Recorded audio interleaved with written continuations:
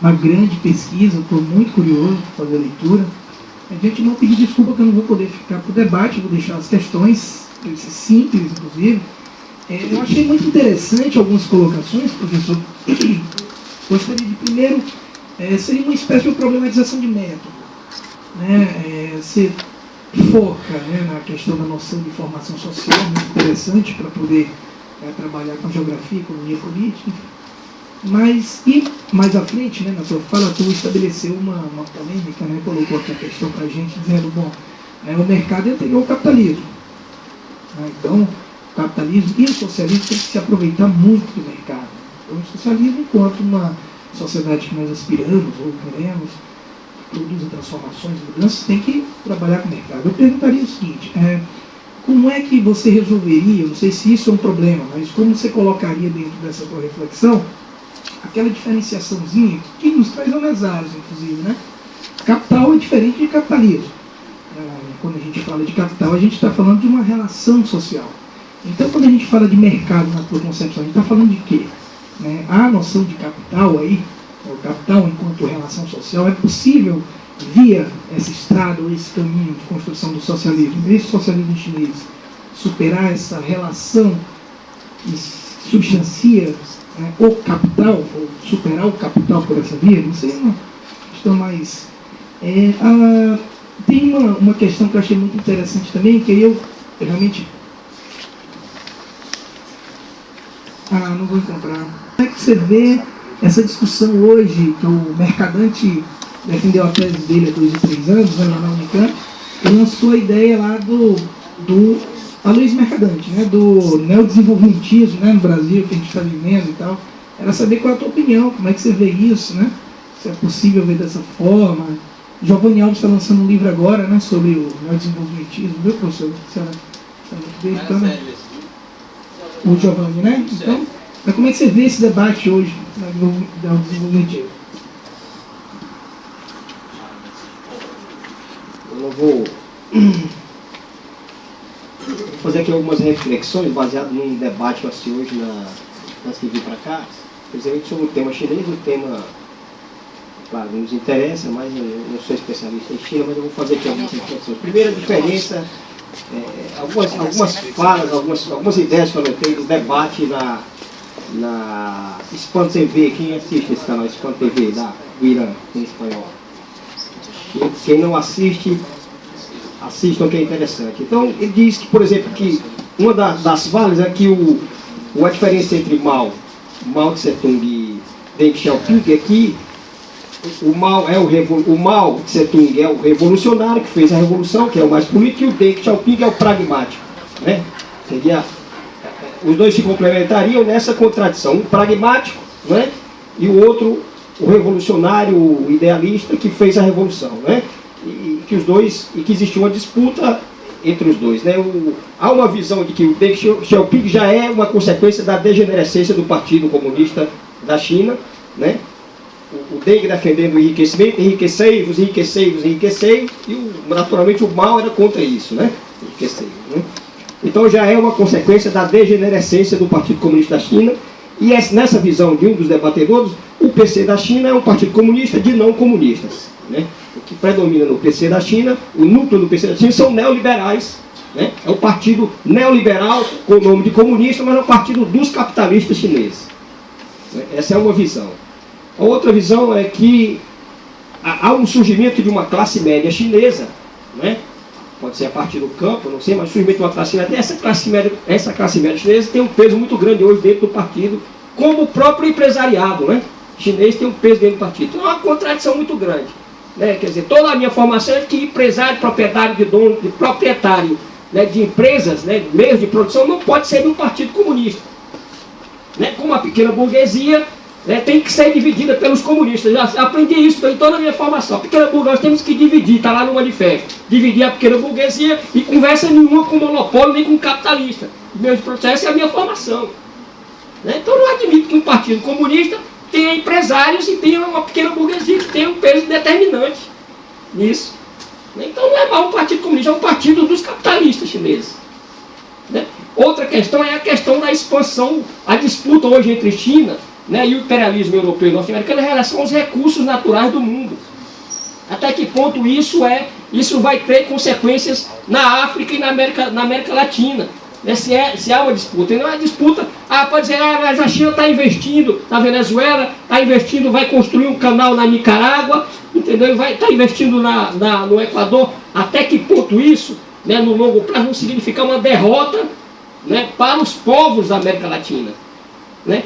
Você pode dizer, mas não é o imperialismo, porque eles não estão impondo a sua ideologia, não estão impondo o seu modo de vida, mas estão impondo, né, eles podem exigir no longo prazo, né, se eles não estão exigindo agora mudar, impondo a política econômica, eles podem no longo prazo exigirem isso, se tornar um país imperialista, né, como uma lei do desenvolvimento mesmo histórico.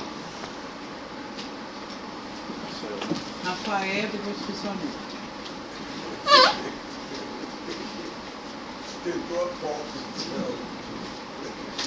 Boa tarde, sou Rafael, sou aqui do Mestrado da Educação. Queria primeiro parabenizar a formação desse debate. Acho que é fundamental a gente debater um assunto importante como China. E tenho apenas 3 questões para colocar aqui para o professor para ajudar no debate, né? Bem, a primeira coisa é sobre a Revolução Chinesa, né? O professor falou que há uma ideia de desenvolvimento, uma linha de continuidade entre o Deng Xiaoping e o Mao Tse-tung. Eu, assim como o colega falou, eu não consigo ver essa linha de continuidade, né?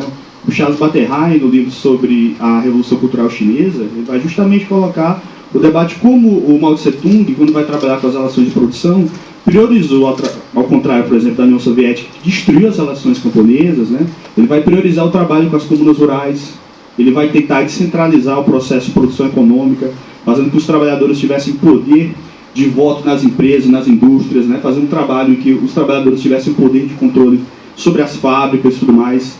E, na verdade, só pode compreender a grande revolução cultural chinesa justamente em uma disputa interna dentro do Partido Comunista Chinês entre uma ala do Mao Tse-tung, né, e outros de Pen e tantos outros, contra uma ala do Deng Xiaoping, né, que, na verdade, é uma ala desenvolvimentista. Então, eu não consigo ver uma linha de continuidade entre, né, eu queria que o professor pudesse falar um pouco melhor disso, entre a linha do Mao Tse-tung de controle dos trabalhadores sobre a produção e uma linha do Deng Xiaoping muito mais desenvolvimentista, porque a gente ia ignorar o principal, né, na minha opinião, ia ignorar justamente a grande revolução cultural que eu senti um pouco de falta no debate, porque eu acho que para compreender China, eu acho que a gente tinha que compreender necessariamente a grande revolução cultural, porque inclusive tem vários teóricos, né, Daniel Arão Respiro, vários tantos outros colocam que inclusive o mal de 18 francês, né, o Alain Badiou fala isso, né, na hipótese comunista, várias pessoas colocam que os movimentos de 68, né, como no Brasil, a Marcha dos 100 mil e tudo mais, foram decorrência de um movimento muito maior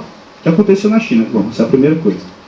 A segunda questão, aqui no seu livro, professor, você faz uma crítica metodológica, né, usando esse conceito de formação social, à questão da teoria da dependência e do sistema mundo, né, colocando inclusive como a teoria da dependência e do sistema mundo como sendo hegemônicas. Bem, a primeira coisa que eu queria dizer é que a teoria do sistema mundo e a teoria da dependência no Brasil nem de longe é hegemônica. A prova disso é que o Marinho foi traduzido em português há 3 anos atrás, né, sobre o momento da Revolução. A teoria da dependência, na verdade, no Brasil ainda é super desconhecida, e no seu livro o senhor colocou, professor, que a teoria da dependência e o sistema mundo, na verdade, dão uma supervalorização à questão das relações externas, né, e desconsideram as questões nacionais e as questões de produção interna. Bom, eu não vejo dessa forma, né? Na verdade, a teoria do sistema mundo tenta compreender de uma maneira mais dinâmica que uma produção nacional se vincula à produção mundial, inclusive relacionando com o livro 4 do Capital, que fala justamente sobre uma questão, o livro 4 do Capital, que foi lançado no Brasil como teoria da mais-valia, né, que fala justamente do mercado mundial. Só é possível compreender a produção nacional debatendo internacionalmente. Bom, não quero me estender muito, é a segunda questão. A terceira questão é sobre o debate justamente que o senhor colocou no início, sobre a importância de entender a contradição entre relações de produção e forças produtivas, né? E aí, justamente, eu vi muito debate sobre os forças produtivas, mas sem entender as relações de produção. O debate sobre a questão do trabalho, né? Você falou que não existe favela na China. Bom, até onde eu sei, também não ouvi falar de favela na China. Agora, por exemplo, a fábrica da Foxconn, que é a que produz materiais da Apple, em Guangdong, é uma grande cidade-fábrica, onde centenas de milhares de trabalhadores moram lá e na verdade, trabalham e moram dentro da indústria, no modelo de super exploração do trabalho, super precarização do trabalho, Porque, na verdade, o grande centro do enriquecimento chinês não se dá a partir simplesmente do bom gerenciamento do Estado, mas através da superexploração do trabalho, modelo esse que está sendo exportado para o Sudeste Asiático, né? Singapura, Laos, Camboja, Vietnã, inclusive, e também para o Brasil. E eu acho que esse é o centro do debate sobre China. Né? Só pode compreender China e entender que o seu enriquecimento se baseia em um processo de superexploração do trabalho, né? Onde existem condições degradantes de trabalho, onde o trabalhador mora dentro da indústria. Bom, eu acho que isso é desconsiderar, não colocar esse elemento, é desconsiderar a contradição entre relação de produção e custos produtivos. No mais, queria parabenizar o professor e o debate que foi colocado. Muito obrigado.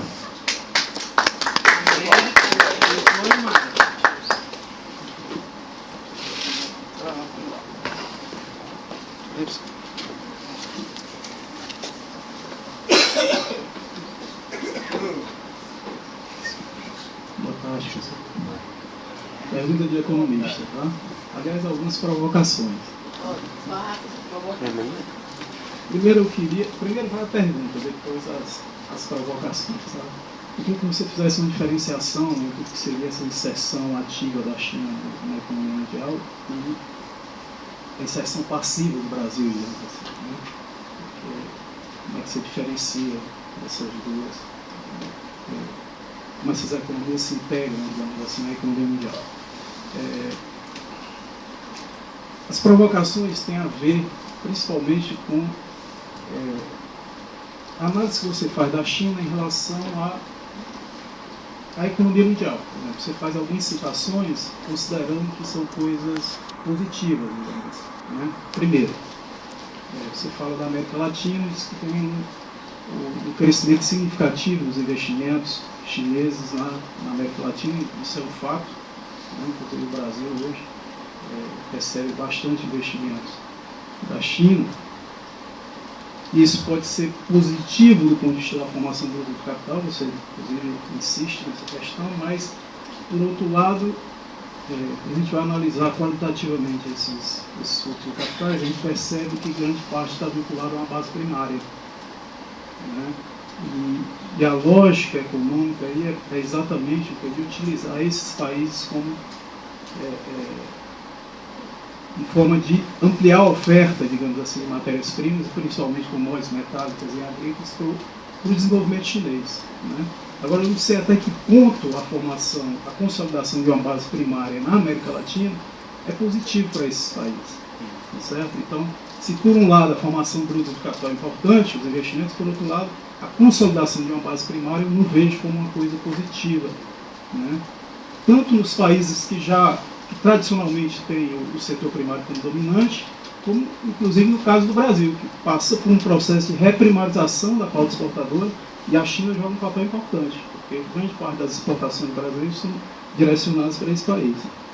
Outro aspecto tem a ver com o que o colega colocou, a questão da força de trabalho. Eu acho que as condições competitivas na China, se a gente analisa, né, de determinados setores, né, essas condições competitivas estão relacionadas principalmente com a questão do custo da mão de obra. Tudo bem, tem a questão do câmbio artificialmente desvalorizado, justamente para estimular as exportações, tem a questão das economias de escala, quer dizer, empresas com uma produção significativa, que reduz o custo de produção, mas o custo da mão de obra também é fundamental, né? O custo da mão de obra é fundamental. Cito o exemplo da Walmart, por exemplo. A Walmart utiliza a China como as fábricas chinesas como subcontratadas para os seus produtos, né? E essa produção se utiliza, esses empresários se utilizam de uma mão de obra que é extremamente barata, né? Quer dizer, em condições extremamente precárias de produção. Então, fica difícil imaginar um socialismo de mercado, né, onde as relações trabalhistas são extremamente precárias, né? E um terceiro aspecto tem a ver com a questão da relação dos Estados Unidos com a China, né? Você mencionou o déficit, o duplo déficit, digamos assim, né? Que a China, ao mesmo tempo, cria o déficit em conta corrente nos Estados Unidos e financia com a entrada de capital, se aproveitando, inclusive, do grande volume de reservas. avalio isso como uma questão conjuntural, porque o Japão já cumpriu esse papel nos anos 80 e nos anos 90. Né? Quer dizer, grande parte dos investimentos financeiros realizados nos Estados Unidos eram investimentos o quê? Japoneses, não chineses. Hoje, como a China tem um processo de crescimento significativo e um grande volume de reservas, quer dizer, ela acaba exercendo esse papel também. Tá certo? Mas a fragilidade financeira americana tem a ver com o seu modelo. A China está simplesmente o quê? Se aproveitando de uma situação onde você tem o quê? Um forte processo de financiarização da economia americana, a necessidade do Estado de emitir títulos, né, para financiar seu déficit, cada vez mais. Né? E aí, quer dizer, como os chineses que têm um grande volume de recursos se aproveitam desses produtos financeiros, evidentemente, para crescer ainda mais os seus investimentos financeiros. Então, eu gostaria que você... Quer dizer, a coisa não é tão... Só um último aspecto em relação à África, por exemplo. Né? Quer dizer, os investimentos chineses estão acontecendo na África, mas também você tem um grande processo de deslocamento de fábricas da China para a África, justamente com o objetivo de se aproveitar de um diferencial de salário. Quer dizer, não há nenhuma preocupação com a constituição de um mercado interno, né, nesses países. É justamente se aproveitar mesmo das condições, das baixas condições salariais. Maia, depois o Edgar, aí eu e a Alba.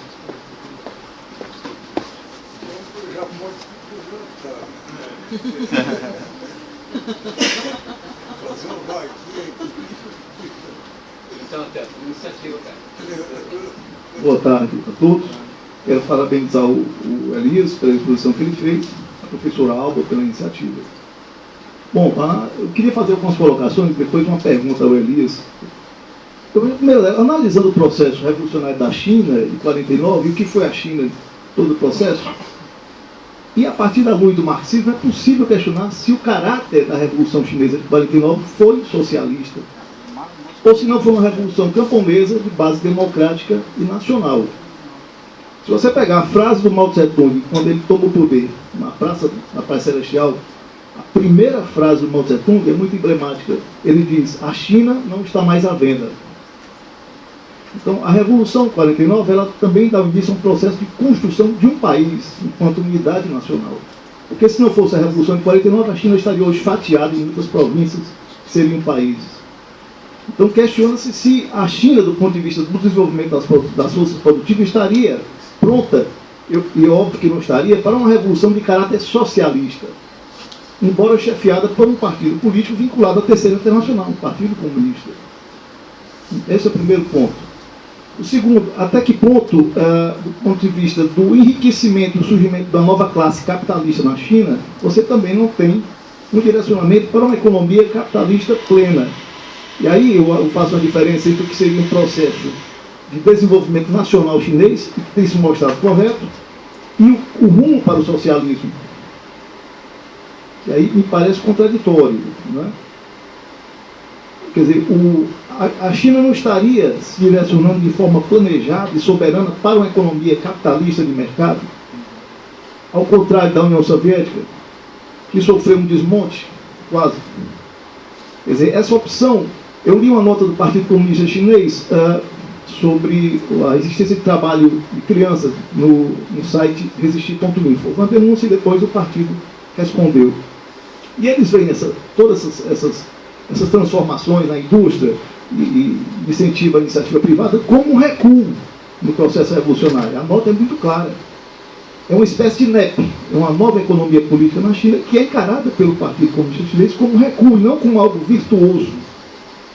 A nota é muito clara, está lá no site resistir.info, é de uns 4 anos atrás. Então eu vejo nesse aspecto, existe um processo nacional em curso de formação e a consolidação de uma nação desenvolvida, e que ameaça os Estados Unidos não apenas do ponto de vista econômico, mas militar. A China se prepara para um confronto e nós devemos estar atentos, porque o dia 15 de dezembro de 2007 foi o dia da desmoralização da Marinha dos Estados Unidos, que uma manobra no Oceano Pacífico, junto com 6 porta-aviões, um conjunto de destroyers, teve a sua defesa vazada pelo submarino chinês, que emergiu no meio da frota, hasteou a bandeira da China, deu um tchauzinho e foi embora. Ou seja, em condições de guerra, eles seriam náufragos. Ou seja, a China tem condição hoje de competir militarmente com os Estados Unidos, e a preparação militar da China é um fato. Agora, eu ponho em dúvida, sou muito cético sobre o futuro da China como nação socialista. Até porque eu sou muito adepto da tese do Japão, eu sou um adepto do desenvolvimento das forças produtivas. E um país como a China, em 49, não teria condição de se colocar como uma nação socialista. Ela não teria forças materiais para isso. Então, eu queria ouvir a opinião do Japão sobre isso. Né? Isso não é que seja também, mas o rumo que esse país aponta, porque o surgimento de uma classe empresarial, né? O surgimento de uma classe empresarial é algo muito evidente quando eles enriqueçam. E eu digo aqui, eu não estou fazendo um julgamento moral. O fato da China optar por esse caminho foi uma inflexão estratégica necessária, e o Partido Comunista Chinês reconhece isso, não como uma virtuosa, mas como um recuo estratégico necessário para que a China sobreviva enquanto nação. Né? Então eu não vejo primeiro a China como uma revolução socialista. Qualquer exame mais acurado desse processo vai mostrar que essa revolução foi uma revolução de caráter democrático nacional, sob a inspiração de uma organização internacional comunista, que foi a Terceira Internacional, né? Mas que conseguiu se alçar a patamar de uma grande nação graças à adoção de mecanismos de mercado para desenvolver, sim, as suas forças produtivas. O grande teor da reforma econômica chinesa é o desenvolvimento das forças produtivas, que aquela revolução apontou que não era o momento daquilo. Quer dizer, o momento da Revolução de 49 não foi um momento de uma revolução socialista. Foi um movimento que se origina da Segunda Guerra Mundial como um movimento anticolonial. E como movimento colonial, ele se afirma como nação, e não como país socialista. Ok? Fica aqui essas considerações. Eu acho que a China é um país desconhecido para nós, muito desconhecido. É um país que já está redesenhando o perfil financeiro do mundo. É um país que ameaça romper com a estrutura de Bretton Woods, eu acho que o Elias colocou muito bem, criando um mercado paralelo de moeda que não é o dólar, criando um outro fundo monetário que não tem o dólar como padrão, e esses detalhes estão passando debaixo dos nossos narizes, do nosso cotidiano, de forma desapercebida, dos sociólogos, dos economistas, e também dos economistas. Né? E, por fim, eu penso que tipo de informação, a qualidade da informação que nós recebemos, não só sobre a China, mas sobre uma série de países que hoje, de certa forma, fazem um contraponto aos Estados Unidos. Que tipo de informação nós recebemos hoje? Eu, por exemplo, não tenho informação confiável sobre as relações de trabalho na China. Se você me pergunta o que eu tenho, eu digo que não. Então, eu quero parabenizar mais uma vez aqui a professora Alba, o Elias, por esse debate, um debate muito enriquecedor. Eu acho que nenhum economista, nenhum sociólogo hoje pode avaliar a conjuntura internacional sem passar pela China. Né? Esteve aqui recentemente aquele sociólogo indiano que escreve sobre questão árabe, aqui no Mercado dos Peões, e eu fiquei espantado pelo vazio, né, do conteúdo da exposição dele quando faz uma avaliação de conjuntura internacional sem falar da China. E eu acho que é um debate crucial que toda universidade, toda a área de ciências humanas devia discutir. Muito obrigado. Edgar, eu e Alba.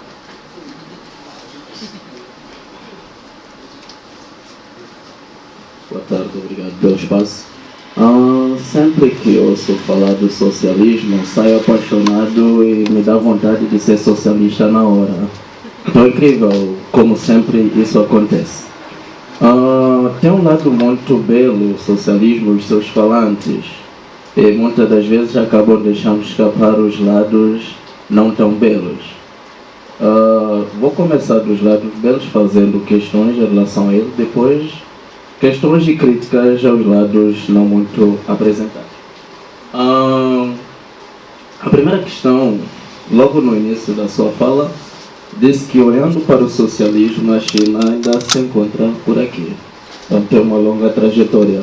Eu, em algum momento, cheguei a pensar que a China já estivesse diante do socialismo e até estivesse já num processo de deslocação, talvez, para o capitalismo. Então, gostaria de perceber como é que você concebe o socialismo a ponto dele ainda estar quase no início na China. A segunda questão é a ideia do próprio socialismo relacionada com o socialismo de mercado. Dentro dessa beleza toda que o socialismo tem, que eu percebi na sua fala, é possível que ele se torne global, tenha uma influência global, da mesma forma como o capitalismo, por exemplo, teve uma influência global. Quais seriam as condições para que isso acontecesse? E já agora falando da relação China, África e América Latina, que é o lado não tão romântico do socialismo que você romantizou, percebo, enfim. É que do início eu pensei em lhe questionar. Será possível uma relação sem dominação por parte da China, tal como as outras potências? Estamos a falar das potências europeias, que olharam para a África como lugar de retirada de recursos, enfim. É possível que China vá sem essa intenção e seja totalmente uma missão evangélica de levar a boa nova, salvar os oprimidos. Seria muito bonito que assim fosse, mas não está muito bem assim. Não está muito bem assim. Eu vejo a China como... Eu não sei se vocês sabem como é que o rato roe uma pessoa. Não sei se vocês têm essa experiência. Quem já foi roído diz até que é muito prazeroso ser roído por um rato. Porque ele faz uma coisa muito interessante. Ele te roe enquanto sopra. Entende? Procurem perceber um pouco essas experiências. O rato roe e sopra. Então fica uma sensação muito legal. Fica tudo bem tranquilo. E só no dia seguinte é que você percebe que já está sem uma grande parte da sua carne. A minha irmã teve essa experiência e ela me contou muito bem como é que aquilo funciona. E assim como eu vejo as relações atuais na África, América Latina, inclusive existem grandes críticos dessas relações. Você vai perceber escritos como, a nível da África, Dambisa Moyo, você vai encontrar Elísio Macamo, são grandes autores que discutem essas relações. Então, é muito, eu acho relevante procurar ver o outro lado da moeda. Não consigo particularmente ver a China como quem só vai dar sem esperar nada. Em algum momento espera no futuro, ou talvez já está tendo no presente, como o professor disse, uma grande indústria chinesa está descendo para a África. Eu acho que a China está a aliviar muito bem a sua população, porque você encontra nas estradas, nas infraestruturas que os chineses fazem, está lá uma grande mão de obra chinesa. Inclusive aquele que carrega pá é chinês, e um pouco dos moçambicanos. E também tem grandes influências nas relações sociais. Vou colocar em evidência duas canções de dois cantores africanos. Um é Angola que teve uma relação um pouco bem antes com a China do que Moçambique. O cantor angolano Rei Helder dizia mais ou menos assim: olha, a mãe de Xinguengue me traiu com o chinês por causa de uma impressora que botou no ceguês. Quer dizer, o chinês passa a ter tanta influência que o local acaba sendo dispensado. E ele diz aí, na continuidade da música, ele pergunta à esposa: a capulana quem te deu? Ela responde: chinês é quem me dá o dinheiro, chinês é quem me dá o prazer, chinês é quem me dá... Quer dizer, o chinês passa a ser responsável pelo prazer, pela economia e por tudo. Entende? E o local fica sem espaço. E assim ele foi deixado. E o nosso em Moçambique agora cantou uma coisa muito interessante. O Zico, ele diz assim: olha, não consigo me encontrar dentro dos modelos ocidentais, aquelas roupas caras e tudo mais, nem o local, porque os vendedores locais vendem a preços um pouco mais altos. Não consigo estar na moda e recorro para onde? Para o chinês. Chega a indústria chinesa e acaba com o restante, com as vendas locais, porque é tudo bem mais baixo. Então é um pouco por aí que eu gostaria que olhasse também o outro lado dessas relações. Obrigado.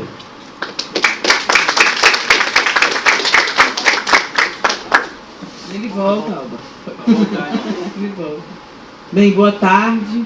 Eu pedi a palavra, obviamente, também para fazer alguns comentários, mas antes de mais nada, para agradecer, porque a nossa ideia de trazer um debate sobre a China hoje era justamente, foi neste auditório que surgiu este debate, um debate esquentadíssimo, não foi, Albinho?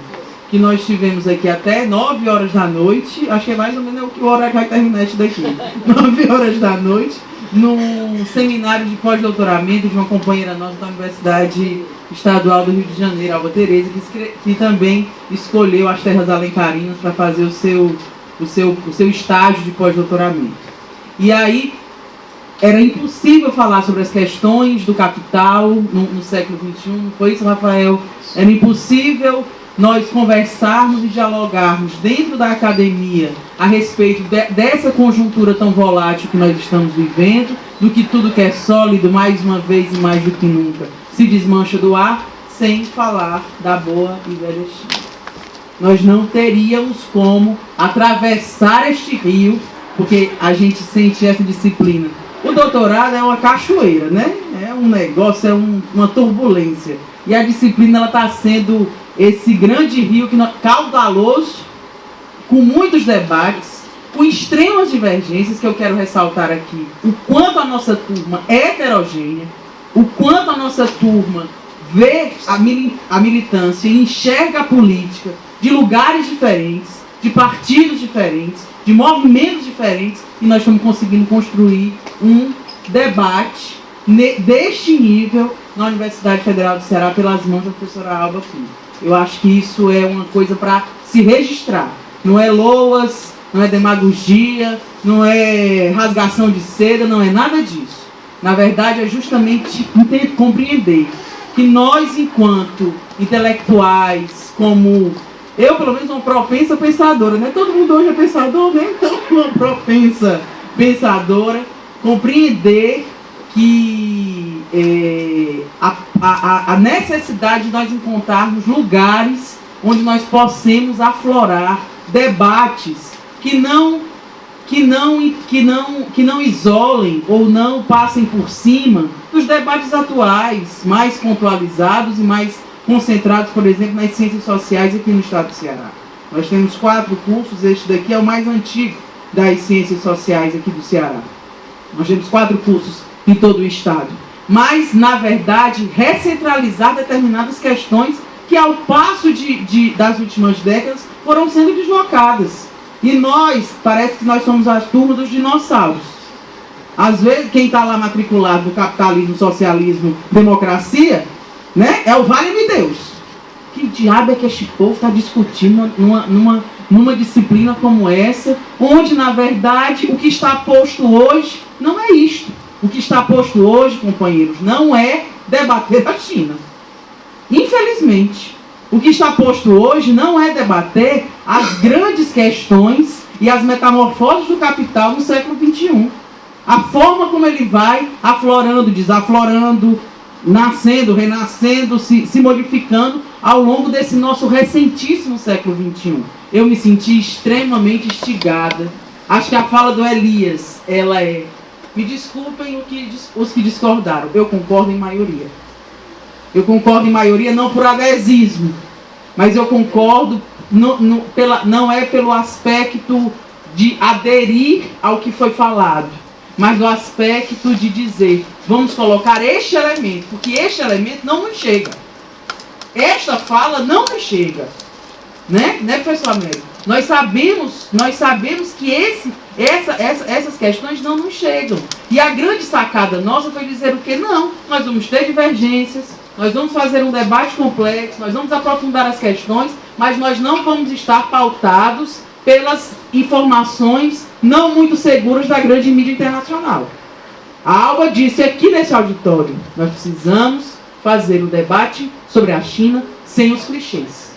É necessário tentar compreender a China sem os clichês. Vamos trazer outras fontes. Foi daí que surgiu, deixa eu ver o preâmbulo aqui todinho, é para dizer que foi aí que surgiu a possibilidade de traduzir esse seminário e agradecer o compromisso do professor Américo de ter trazido seus alunos, a nossa turma também está aqui, outros companheiros nossos que são, e aqui se a gente fosse fazer aqui uma geral, todo mundo aqui milita em algum lugar, todo mundo aqui está situado em algum lugar político na cidade. Eu acho que isso, antes, muito menos de ser criminalizado, tem que ser ressaltado.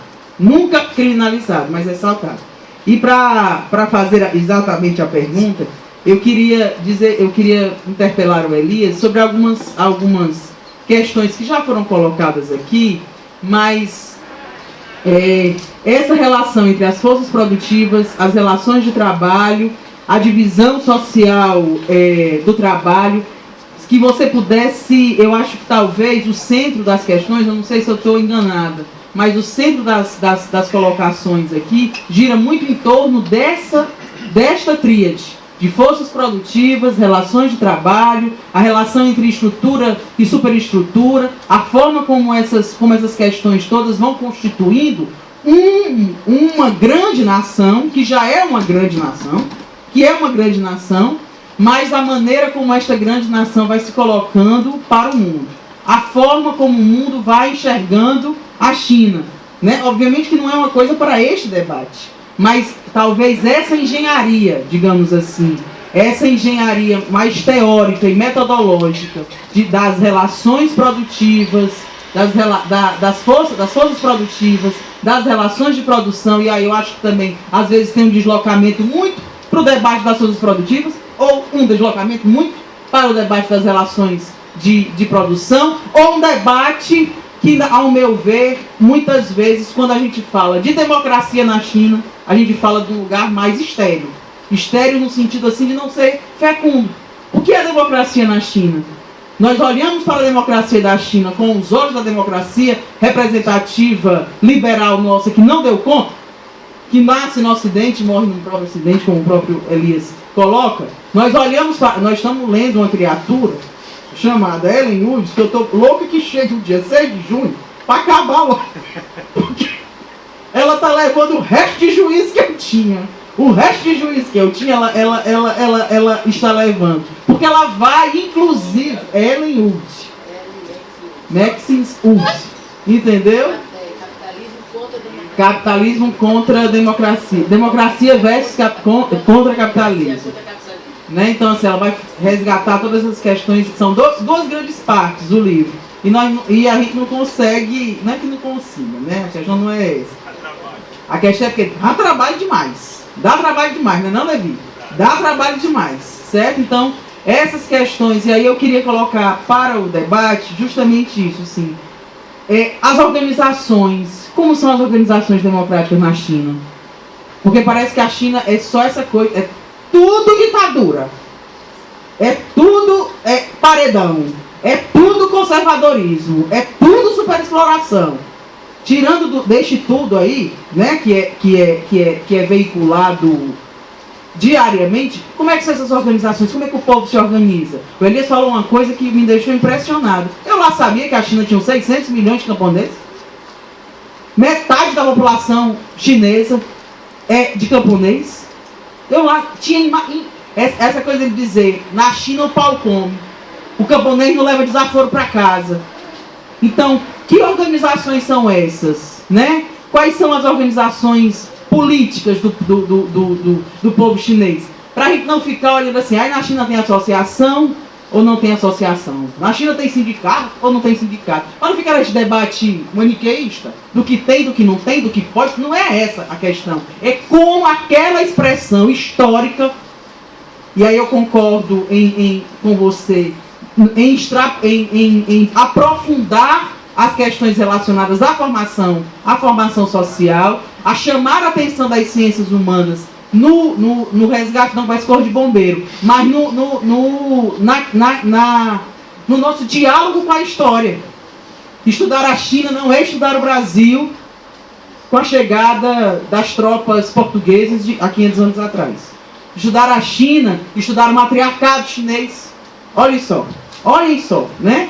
Estudar essa expressão do cotidiano, onde as mulheres estão no caixa e os homens estão na cozinha, desses seus pequenos negócios, digamos assim. Então, como é que o povo se organiza na China para além de tudo que você já colocou? Agora é ceia, né? Não é mais jantar. Vamos fazer isso de esfirra do Habib's. Bem,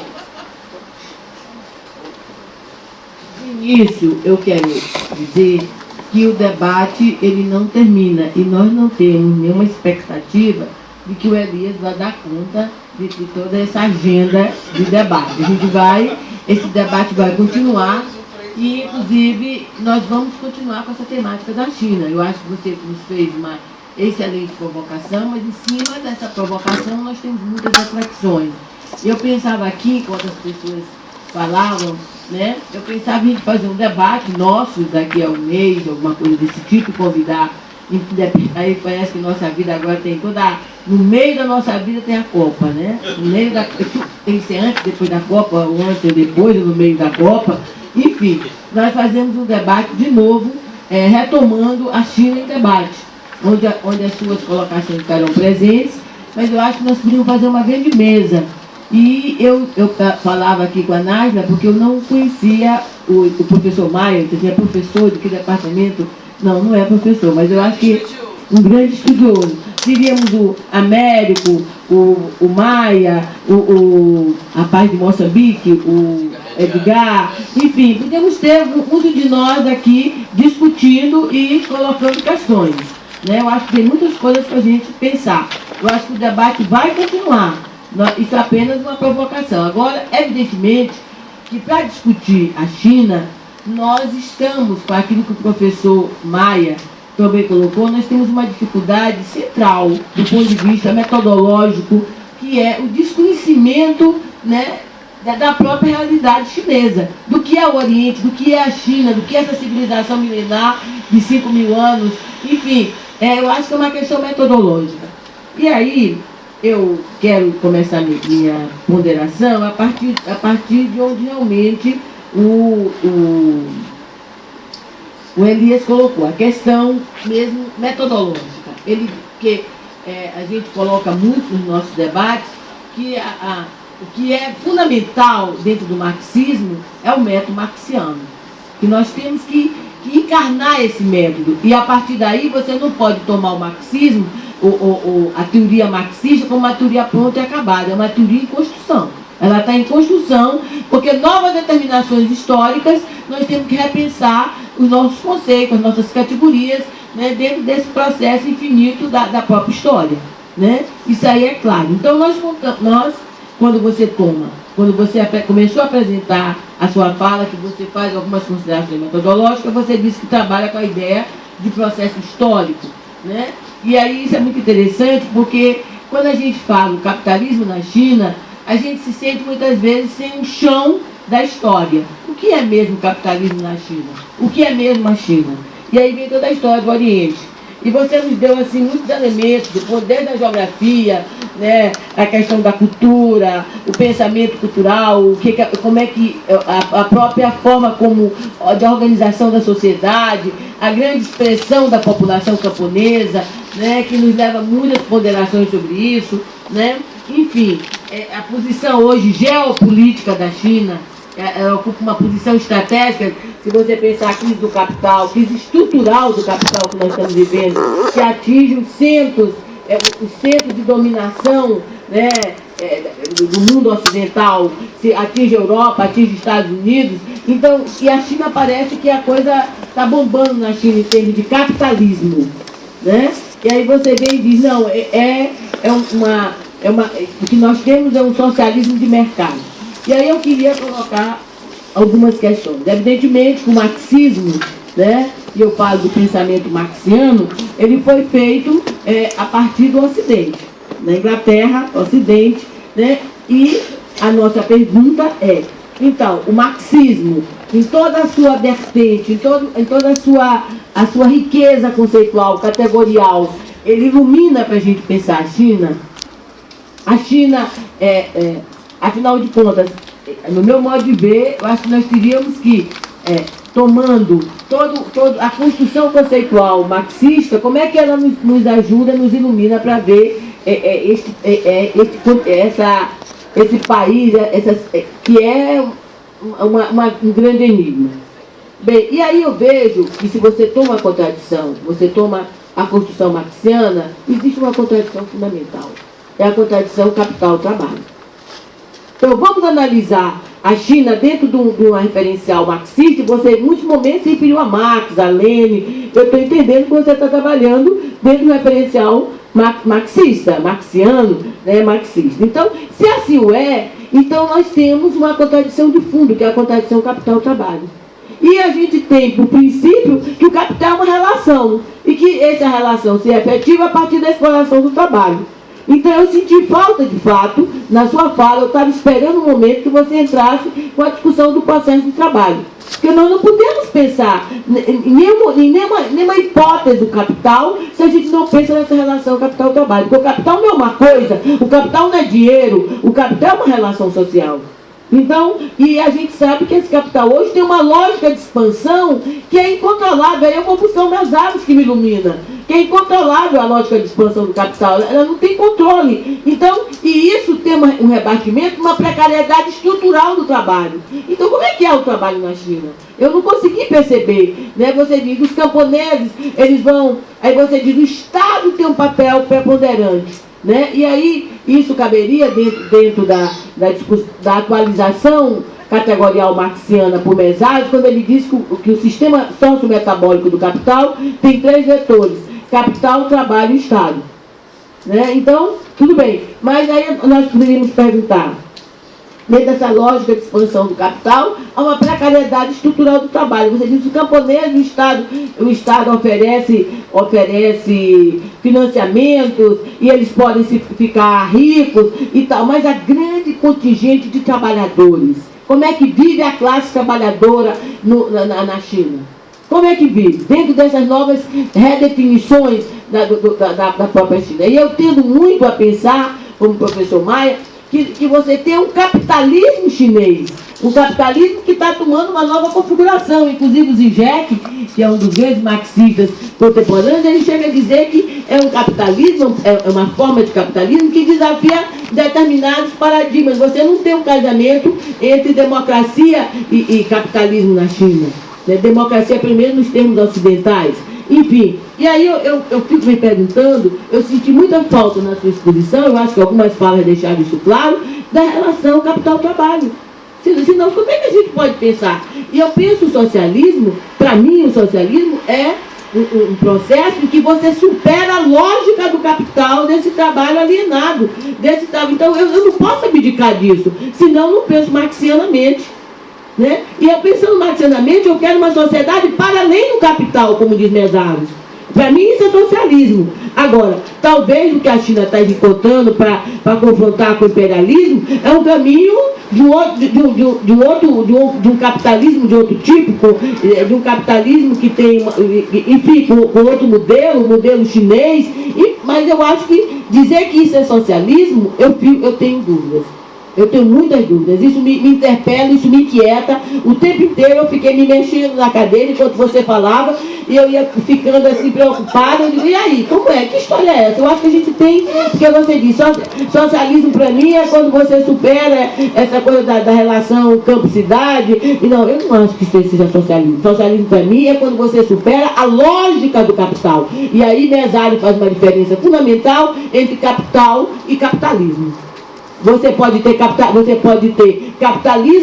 por exemplo, a União Soviética, ela acabou com o capitalismo, mas ela não acabou com a lógica do sistema do capital.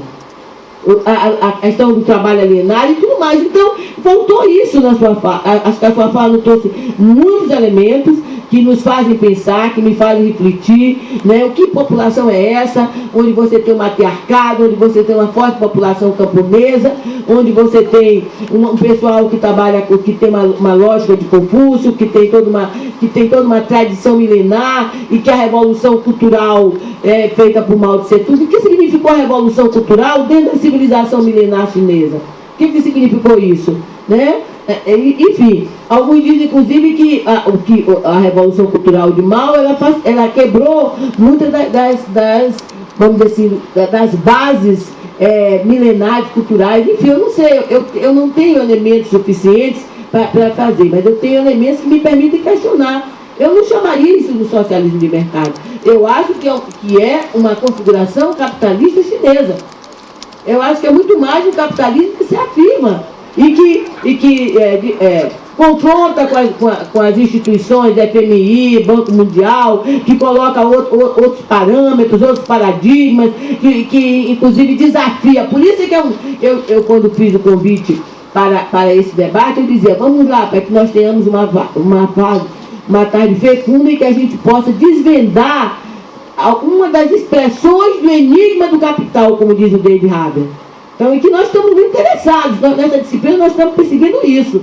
Agora, eu coloco isso para você, eu queria muito, né, que a gente tivesse condições de trazer de novo numa grande mesa, agora numa mesa com o Maia, com o Américo, com outras pessoas, eu mesmo gostaria de participar, com o Edgar, que lembrou para você o outro lado, né, que a China chega em Moçambique e ela também chega tirando, né? E nós também sentimos muito peso da China no processo de desindustrialização, na reprimarização da nossa pauta de exportações, o próprio neodesenvolvimentismo, que foi a pergunta que ele saiu.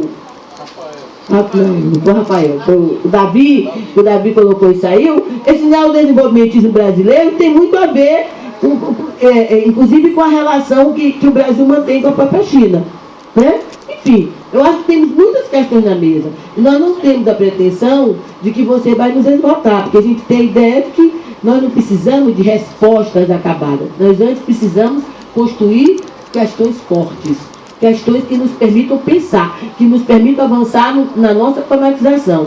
Eu acho que você, hoje à tarde, nos trouxe muitos elementos para que nós possamos avançar no nosso processo de problematização. Isso sim. Agora, eu não espero que você vai nos dar as respostas, né? Não temos essa ilusão, mas que você traga mais elementos para o nosso debate, né? Para um debate que vai permanecer, que nós estamos com ele em curso, né? E aí, eu quero lembrar que o professor Elias está lançando um livro, que foi a sua tese, China Hoje, Projeto Nacional, Desenvolvimento e Socialismo de Mercado, que a editora ainda não trouxe, né? Mas veio aqui alguns exemplares, né? Tem 4 ou 5 exemplares, né? Vai ser vendido na Saraiva, né? Bem, quem sabe se nós não teremos você de volta numa outra mesa que a gente possa trazer esses elementos todos e pensar, por exemplo, eu pensei, teve uma hora que eu olhei assim, estava uma pessoa do meu lado, quando você falou da América Latina, eu disse, o Ricardo Zúñiga deve estar com muitas questões, né? Enfim, o que é a China em relação à América Latina?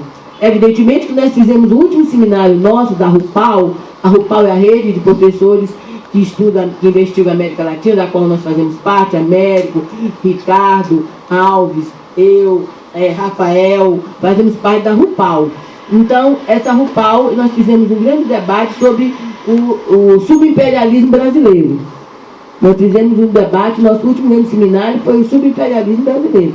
Inclusive Mauro Marini e coisas do gênero. Nós trouxemos perguntando, afinal de contas, qual é a posição do Brasil? Ele está nessa integração, ele pretende via ALBA, ou ele está realmente numa posição de um subimperialismo? Foi nossa questão de debate no nosso seminário. Enfim, são essas questões que me preocupam e eu trago aqui para a gente abrir o debate. Agora você tem a sua fala, né? Hein?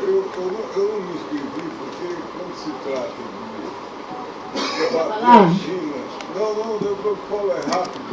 Então, não é uma falta de inscrição. Eu estava esperando você falar o tempo inteiro. Na verdade, quando se trata de debater a China, nós temos que ter uma paciência chinesa, milenar.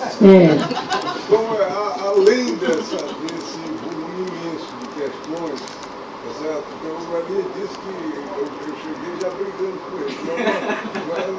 Eu tenho que explicar o seguinte, na verdade, a ideia é que nós devemos debater determinadas questões de olho nessa síntese de múltiplas determinações que é a realidade. Sim.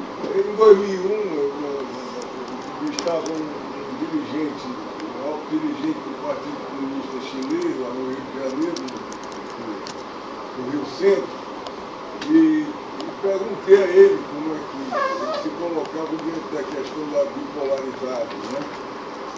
Se de fato ele se 2001, né? É, 2001. Na verdade, em 1990 a bipolaridade, né, se extinguiu ali. Mas então ele, resumindo, que a conversa é longa, né? Os chineses são longos nas coisas, né? Então ele disse que para eles a questão seria de estabelecer a multipolaridade. E ali ele traçou um horizonte geopolítico que me pareceu muito interessante. Agora, se você dá um salto para esse conflito da Ucrânia e da participação da União Soviética nesse conflito, você fica se perguntando por que a China sempre saiu da reta, né? Ela está sempre se excluindo da atenção mais né? E aí essa questão geopolítica ela se coloca com muita atualidade.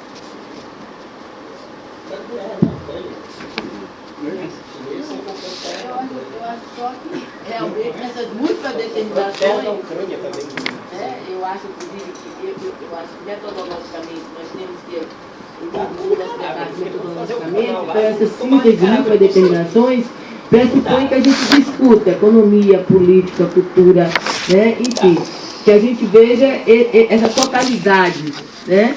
E você nos deu muitos elementos, mas faltou, nós ficamos ansiosos para pensar esse mundo do trabalho. Vamos lá? Vamos. Fui aqui provocado. Eu provoquei e fui provocado, né? Eu me senti assim numa... Oi? Eu acho que existe uma que isso não diz respeito a ninguém aqui. Eu já estudo essa questão da China há uns 20 anos. O senso comum conservador sobre a China e o senso comum de esquerda sobre a China, que não quer dizer que não seja conservador. Não é? Isso é muito claro. A China é um meu orientador, é um fenômeno. Gosta de ser dialético, né? Não, é um fenômeno que os economistas adoram analisar, não é isso? Só que os sociólogos acham aquilo uma coisa horrorosa, né? Vamos dizer assim, né? Uma coisa que ele fala e eu tenho que também concordar com isso, né? Então, colocando aqui no concreto, né? A questão agora a China virou até culpada da desindustrialização do Brasil, ou seja, os chineses eles não nos falam para a gente ter câmbio flutuante, os chineses não nos falam para ter a maior taxa de juros do mundo, os chineses não fazem que nós temos um plano real, como a de 94, e que nós trocamos inflação por dívida pública, e eles são os culpados da nossa desindustrialização. Ou seja, eu acho isso muito complicado. Né? Ou seja, a forma como o Brasil se colocou para o mundo foi essa. Né? Com relação à relação China-América Latina, eu tenho uma visão, como vocês perceberam, até mais pragmática. Eu acho ótimo estar na América Latina. Eu acho ótimo eles construírem o canal da Nicarágua, que até porque o canal do Panamá era uma das formas que os americanos teriam de bloquear a China na América Latina, vamos dizer assim. E eu acho que tem que fazer perguntas. O Hugo Chávez, por exemplo, morreu, né? O que o Hugo Chávez acha dos chineses na América Latina? O que o Raul Castro acha? É uma questão interessante, que a gente fica muito na discussão acadêmica, inclusive eu.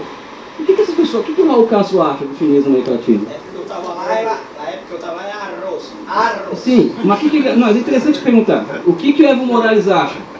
Eu vou dar um exemplo, Antero, vou dar um exemplo aqui. O Evo Morales, por exemplo, ele não é um cara dos movimentos sociais, aquela coisa que a gente adora, não é isso? O Evo Morales? Não, tudo tem contradição. Bater no concreto tem contradição, inclusive o Evo Morales. O Evo Morales dá um pé na bunda da Petrobras, vocês lembram disso? Lembra? Apoiamos, tal, concordei com o Evo Morales. Agora é fácil fazer o que ele fez com a Petrobras com 5 bilhões de dólares dos chineses no bolso dele, né? Não é interessante isso? Não é interessante? O Rafael Correa, por exemplo, não tem por onde correr agora para explorar petróleo. O Rafael Correa, que é o bonitão, a Revolução Cidadã, mas com dinheiro chinês para poder explorar petróleo, entendeu? Ou seja, temos que ser mais profundo com as coisas. evidente que é contraditório, evidente que os chineses querem o petróleo da América Latina, que é o petróleo do pré-sal, evidente que eles querem recursos naturais da África, evidente que eles querem isso. Mas eu acho, já que os movimentos sociais são uma coisa tão, né, as revoluções bolivarianas, pergunte o que os líderes bolivarianos acham da China. Acho é coisa muito interessante. A gente, ao invés de ficarmos no abstrato, porque uma coisa é o abstrato, né? Que é a visão ideologizada, né? Outra coisa é a abstração. Só um detalhe. Assim, fala, professor, pode falar. Só um detalhe em relação a essa questão. Quando eu mencionei a questão da base primária, eu estou fazendo uma análise da economia Claro. das Eu entendi o que relações você quis dizer. econômicas. Eu não estou personalizando. Não é personalizar. A questão é que a China não é culpada. Está satisfeito com 5 bilhões chineses? Não, mas é que é uma questão concreta. A questão é você identificar no modelo da América Latina uma situação em que a relação com a China contribui substancialmente, que é você ter uma base essencialmente primária. É isso que eu estou Mas e ter uma base essencialmente primária não é interessante na perspectiva do desenvolvimento desse país. Eu também acho que não, mas não é os chineses que nos impõem isso. São as opções que nós fizemos. Sim, mas não, é a própria lógica, mas... Professor, eu nem concordo com esse lógica de capital também. Não, mas veja bem, você colocou o seguinte, olha, os investimentos chineses na América Latina são importantes. Você colocou, os investimentos chineses na África são importantes. Eu estou desconstruindo a perspectiva, mostrando que esses mesmos investimentos podem gerar problemas também. Mas é evidente que vai gerar problema, professor. Eu parto do princípio, professor, que tudo cria problema. Tudo, porque tudo é contraditório. Então eu parto desse princípio. Não, mas se a gente for no extremo da tua análise, a gente vai dizer o seguinte, o papel dos Estados Unidos, a China acaba tendo um papel tão imperialista como dos Estados Unidos. Não, olha, o Lênin fala em cinco termos, A, B, C, D e E, sobre o que é imperialismo. A China só se enquadra em um, que é a fusão do capital bancário e industrial. Dos 5 termos que o Lênin coloca... Eu não estou discutindo a perspectiva do Não, Lênin. mas a minha perspectiva é do Lênin. Entre um país desenvolvido e um país periférico. Entendeu? Agora, um conceito de ser periferia. Deixa eu continuar aqui. Não, tudo bem. Mas eu acho que é nem de lógica de capital. Não é nem uma questão... Eu acho que é uma questão de como que os países se colocam na cena internacional. Mas como os países se colocam na cena internacional, não pode abdicar da lógica do capital. O capital tem uma lógica de expansão. Você não pode abdicar, você não pode abdicar. Os chineses não abdicaram disso, professor, não abdicaram disso, eles viram a lógica de expansão do capital e decidiu, a partir dessa lógica, adentrar de forma soberana nisso. Investimento estrangeiro direto na China, tem várias regras aqui. Ó. Vai ser posto aqui, tem que transferir tecnologia, o acesso ao mercado interno de nossas empresas, etc. Acho isso fundamental, na perspectiva do desenvolvimento capitalista. Na perspectiva do desenvolvimento capitalista chinês, eu acho fundamental. Você ter uma regulação do capital estrangeiro, coisa que o Brasil não faz. Isso é fundamental, mas daí falar de um socialismo é outra coisa. Eu acho que... Então essa é uma questão, ou seja, eu coloco a provocação, eu coloco a questão do seguinte, o que os líderes bolivarianos acham do presidente da China? É uma coisa interessante. É evidente. Porque eles não, professor, eles não com concreto, entendeu? Eles não com problemas imediatos, sabe? Eles não com problemas sérios, entendeu? Eles estão brincando de tese no governo. Não tem condição de brincar com tese. Você não desenvolve um país com uma base primária. A Bolívia não vai se desenvolver. A visão do Morales é uma visão de curto prazo nesse aspecto. E achar que a entrada de capital chinês vai desenvolver o país, não vai. Professor, a China transferiu toda a tecnologia para lançamento de satélite para a Bolívia. Todo.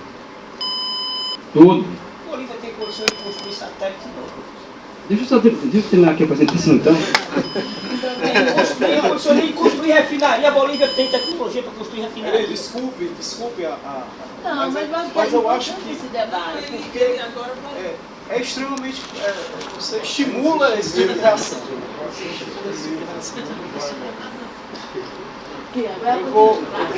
Mas eu acho que faz parte do debate desse polêmico. Não, acho ótimo.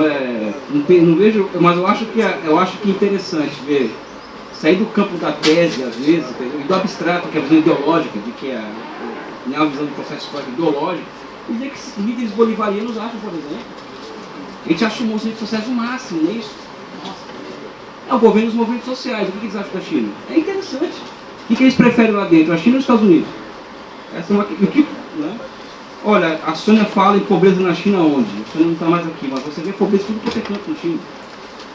A miséria não existe na China. Miséria, aquela miséria absoluta não existe na China. Agora a pobreza, o que é altamente normal para o país do tamanho da China, com a população da China e com a renda per capita da China. Então existe a pobreza. Agora a miséria absoluta, como você vê no Brasil, não existe na China. Isso aí não é nem romantizar e nada, isso é fato. O Davi fala em mercado, superação do mercado. O mercado é uma categoria histórica. Ela não vai ser superada por uma questão de vontade, porque o Mesaros acha que vai ser desse jeito, porque o David Harvey acredita. Não. Vai ser superada a partir da criação de condições objetivas para isso. E a superação do mercado depende de um poder político disposto a acabar com o mercado e de forças produtivas desenvolvidas a ponto de substituir o mercado na alocação de recursos. Não é uma questão de vontade. O mercado assim, é vinculado assim, no capital, assim como é vinculado ao socialismo, assim como uma grande empresa capitalista também pratica o planejamento econômico. Existe uma absolutização do que o mercado, ou seja, o grande oligopólio americano, pratica o planejamento econômico. E a gente acha que o planejamento é coisa do socialismo, assim como o mercado é uma questão do capitalismo, não, é uma categoria histórica, vai acabar quando tiver que acabar. Quando tiver condições objetivas e subjetivas para isso. Não, professora, não. Não. Se você pensar, vamos voltar àquela questão, existe a diferença de capital e capitalismo. Né? Você tem capital antes do capitalismo, você tem mercado antes do capital, antes do capitalismo, sim. Agora, dentro do desenvolvimento capitalista, o mercado foi... Sim, mas o mercado já é fundamental do feudalismo. Porque de algum canto aquilo ia ter que aquele comércio acontecer. Como que o pequeno produtor vinho industrial, por exemplo, que é chamado vinho dos produtores, de que forma? Sem mercado. Né? Olha, a questão do neodesenvolvimento, eu particularmente eu me assumo como um desenvolvimentista até fanático, eu acho. Eu não acho que existe de sair desse desenvolvimento. Quando falo de desenvolvimento, eu falo de crescimento de 8% ao ano no Brasil. Porque se o Brasil crescer, a gente não vai ajudar nem o Brasil nem a América Latina. Se é subimperialismo, se o Marinho acha isso é outra coisa, eu não acho. Achar que o Paraguai vai se desenvolver, a Bolívia, esses países, sem a participação direta do Brasil, é uma... Nem recursos naturais eles têm para isso.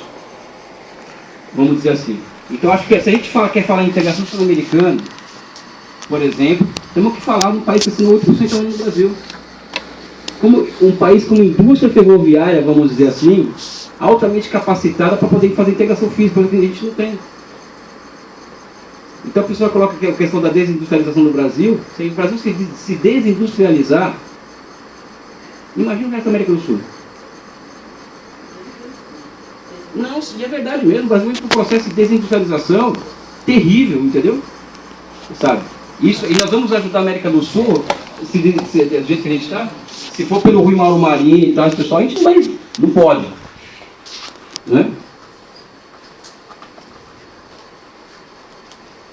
Não que eu não goste do Rui Mauro Marinho, eu acho que a América Latina ela é uma formação social que não pode ser chegada de forma única, né? O Fernando Henrique Cardoso adora o Rui Mauro Marinho. Claro, pô.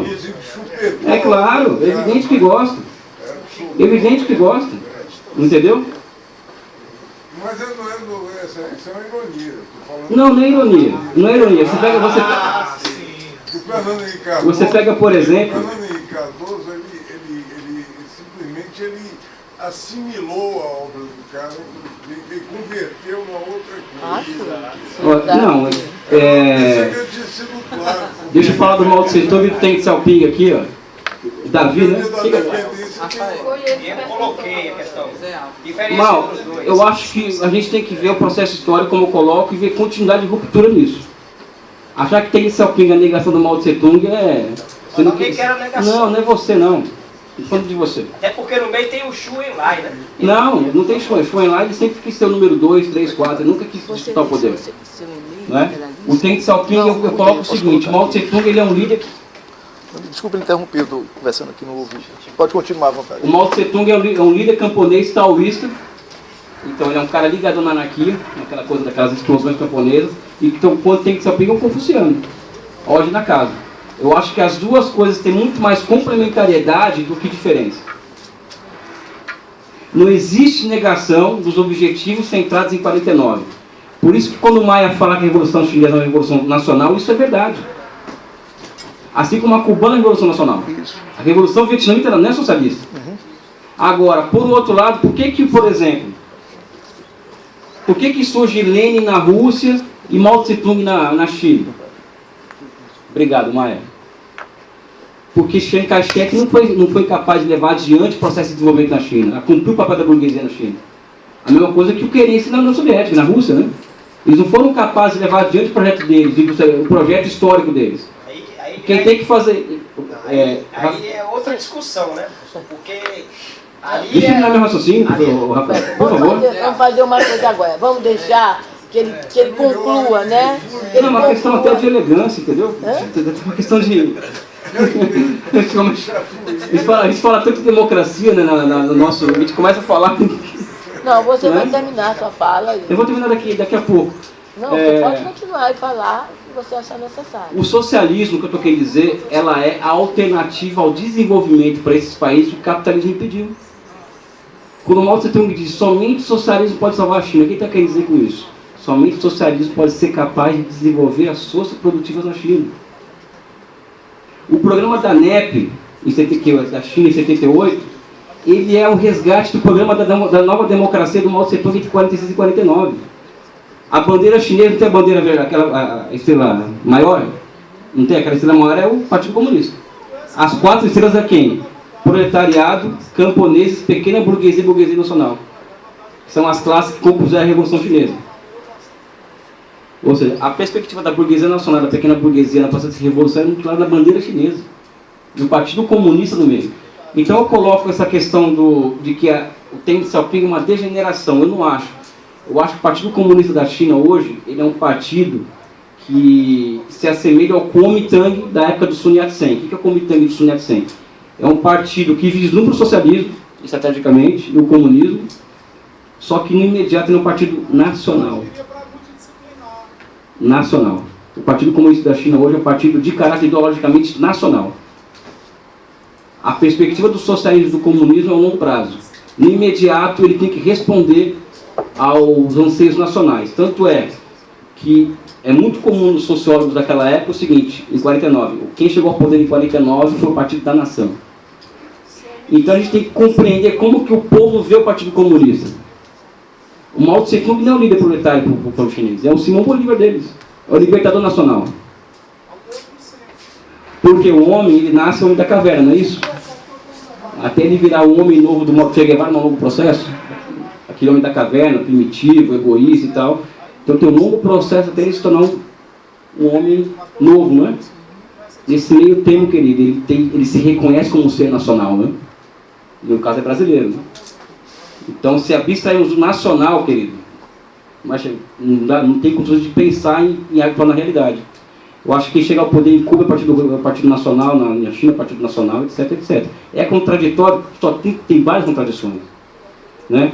A questão da revolução cultural, aí vem uma outra questão que eu coloco aqui. Perguntemos ao povo chinês o que eles acham da revolução cultural. O Charles Bettelheim acha legal, o David Harvey acha legal, a sociologia da USP acha legal, agora o povo chinês é uma tragédia aqui, pessoal. Paul Suisse, o povo chinês acha uma tragédia a revolução cultural. O que foi a revolução cultural? Foi porre de político. Vocês imaginam vocês trabalhar o dia inteiro com política no seu ouvido? Já imaginaram isso? Tudo é ideologizado. A relação do pai com a mãe é ideologizada. Então o vizinho tem que denunciar o filho porque tem uma relação feudal com o pai e com a mãe. E não tem como ter controle de produção onde não existe produção. As comunas rurais também foram uma tragédia. Porque você nem põe comuna rural sem ter qualificação da produção. Isso não existe a perspectiva do marxismo, inclusive. Eu falo porque eu conheço comuna rural, eu vi. Ninguém me falou. Não foi a revista Verde que me falou, não foi a... Não, eu vi uma comuna rural na China. Eu vi. É uma tragédia. Tanto é que a produtividade do trabalho da agricultura chinesa aumentou mais de 200% em 5 anos. Quando se extinguiu o quê? As comunas rurais. Ou seja... A Venezuela está implantando comunas. E você vê que tragédia, né? Não se sabe ainda. Você vê que tragédia. Eles não conseguem produzir o que eles comem. Nós vamos agora garantir a fala. É outra discussão. Sim. Deixa eu só terminar esse raciocínio só com o Davi, né? Rafael. Então eu acho isso. Não existe como você ter uma grande produção socializada sem ser tecnificado. Eu vi uma comuna rural. E o socialismo, para mim, também é o que faz a coisa funcionar. Ou seja, se funciona na base da comum ou da pequena produção? Se a pequena produção for mais eficiente, é a pequena produção. Porque tem que alimentar, aí não tem tese também. E tem que alimentar 1,3 bilhão de habitantes. Como eu vou fazer isso? Vou lá pegar a Bíblia do Marx, ou vou pegar a Bíblia do Istvan Mesaros, lá, os Mesaros acham isso aqui, não tem tese. É muito complicado. Você administrar um país com 1,3 bilhão de habitantes é muito complicado. É muita coisa, né? Geração de trabalho. A geração de trabalho. Ciência e história. Eu já estou acabando. Professor, eu acho que o principal fator de produção na China não é a mão de obra. Isso não é isso que explica o crescimento chinês. Estou falando de trabalho já, né? O baixo custo da mão de obra. Eu acho que é o Estado. Não, eu acho que tem vários aspectos. Para começar a falar de trabalho. É como se eu tivesse afirmado isso. Não afirmei isso. Não, eu sei, professor. Eu sei, professor, eu sei. É que todo mundo falou da questão do trabalho. Eu acho que se a China, vamos dizer aqui, vamos começar aqui. E o fundamental se o que é, sem Estado, só no Brasil que a gente acha que não precisa ter Estado. A direita e a esquerda não precisa ter Estado. Só no Brasil. Sabe? A gente não precisa ter empresa, ter banco, essas coisas. O modelo asiático, você mesmo colocou, né? Todo modelo asiático foi baseado nessa forte intervenção do Estado. Se a China, se o que atraísse o capital internacional para a China fosse a mão de obra barata, calma, eu sei. Então os capitalistas são muito burros, não é isso? Se eu quero entrar na China porque a mão de obra é barata, eu sou muito burro. Vou para a África, cara. Vou para Nicarágua, para América Latina, por que eu vou fazer na China? Porque a mão de obra aqui é muito mais, na América Latina, é muito mais barata que a chinesa. A mão de obra na África, no final da década de 70, era 6, 7 vezes menor que na China. Então você acha que é só o custo da mão de obra que atrai o capital internacional? Não. E setorialmente, você pega o setor de calçados, texto, o custo da mão de obra joga um papel importante. Como em outros setores, a questão tecnológica é fundamental. Então, você tem o que é fundamental na China, o que leva uma empresa para a China é o acesso ao mercado interno. Aliás, se é uma mão de obra tão explorada desse jeito, como eles conseguem ter mercado interno? Como que um trabalhador consegue ter uma TV de LED na China? Já que é uma super exploração terrível, eu vou falar do trabalho, vamos pegar no concreto. Já que é uma coisa tão terrível assim viver na China, um trabalhador viver na China, como você consegue ter de LED? Como que se vende mais de 30 milhões de passagens de trem, vamos dizer assim, por dia na China? Como que você vê o povão viajando de norte a sul da China? O transporte público na China, pessoal, é 15 vezes mais barato que no Brasil. É 15 vezes mais barato que no Brasil. O custo da alimentação no salário chinês hoje é de 4%. Entendeu? Então, quando a gente vai falar da China, vamos pegar o concreto. 4% do salário do cara é para alimentação no Brasil, quanto que é? Qual que é o custo do transporte no salário do trabalhador chinês? Que é altamente explorado com relação ao que você vê, altamente explorado. Mas eu não vejo a outra exploração de forma moral. Por quê? Porque onde existe essas 149 empresas que eu coloquei aqui, é uma produção, lógico que não interessa, né? Nem para essa esquerda da academia, nem para a direita, enxerga as coisas dessa forma. É uma produção altamente socializada. Na China não existe engenheiro de produção. O engenheiro de produção na China é aquele ferramenteiro que chega lá de baixo e sobe dentro da empresa. O conselho de uma fábrica como a Bao Steel, que é a maior siderurgia do mundo, é um conselho completamente operário dentro.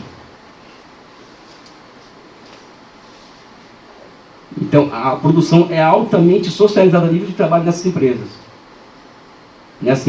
O capital... Totalmente estatais. Totalmente estatais. Embora o peso do PIB não seja dessa Não, primeiro que a relação entre peso do PIB, de um setor da economia no PIB, não quer dizer muita coisa.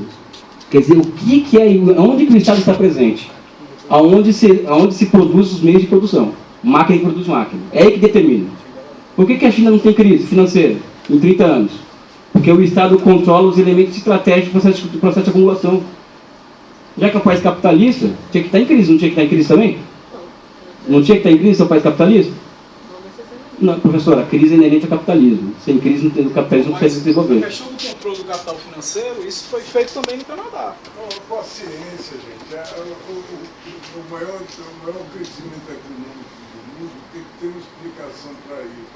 Essa questão das múltiplas determinações, ela exige realmente uma paciência imensa. Não, sim. Deixa eu caminhar para o encerramento aqui, Antero. Só para caminhar para o encerramento, porque já... Para caminhar para o encerramento. Então tem essa questão das empresas estatais, a mão de obra ela é desregulada mesmo em muitos setores. E isso aí é uma coisa que é óbvia, né? Agora, o que determina se o país é socialista ou capitalista? É o poder político, né? E com quem está o poder político na China? Está na mão do Partido Democrata ou Republicano? Ou alguma coisa semelhante a isso?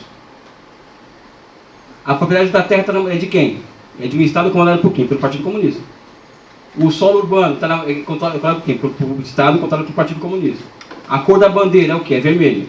As instituições, não tem nada que se pareça com o que você vê no Brasil, nos Estados Unidos e na Europa. São instituições de tipo socialista com características chinesas, como eles colocam. Um deputado na China, por exemplo, ele pode ser caçado pela base. Em nenhum lugar do mundo você vê isso. Porque é um princípio, um primórdio de algum tipo de democracia socialista que está surgindo na China. Que é um processo de evolução. Ele só tem 60 anos de socialismo na China. Né? Eu quero ficar por aqui, porque eu quero agradecer o convite, a polêmica, né? Espero ter colocado um pouco de pimenta no debate. Forte abraço para vocês. Obrigado.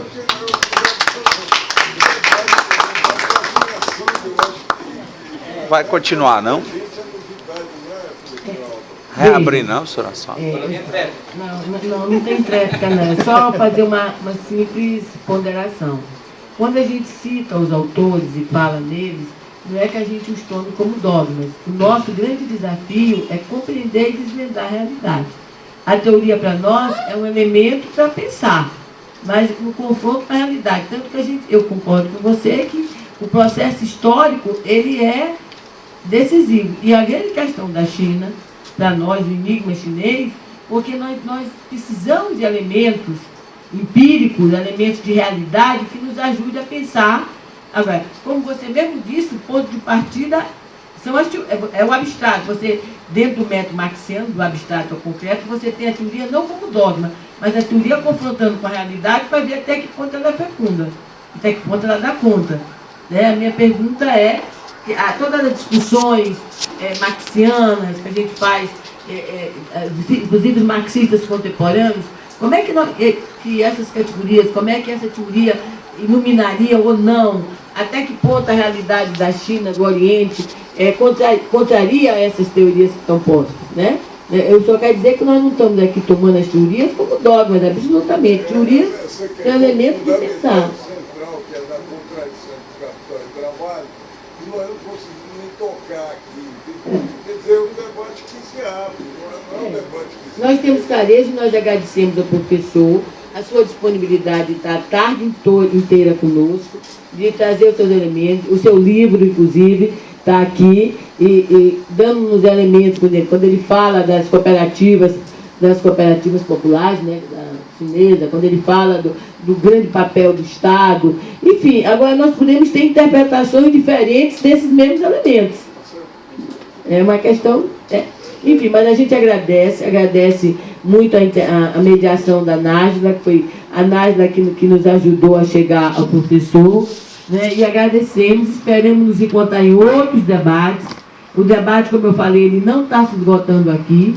Nós, como ele colocou, nós estamos abrindo um ciclo de debates. Inclusive, é muito difícil hoje você discutir o capitalismo na academia.